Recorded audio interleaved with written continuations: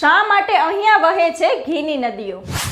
ગુજરાતના ગાંધીનગર જિલ્લાના રૂપાલ ગામમાં ઘીની નદીઓ સદીઓથી વહે છે.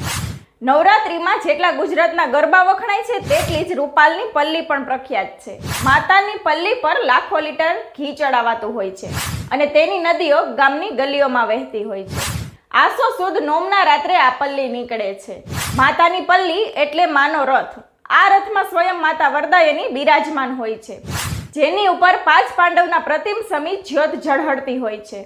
દ્વાપર યુગમાં પાંડવોએ ગુપ્તવાસમાં જતા પહેલા પોતાના અસ્ત્ર શસ્ત્ર ખીજડાના ઝાડ નીચે સંતાડીને ગયા હતા અને એ ખીજડાના ઝાડ નીચે માતા વરદાયનીનું સ્થાન હતું અને તેના શસ્ત્રોની રક્ષા માટે માતાને પ્રાર્થના કરી હતી.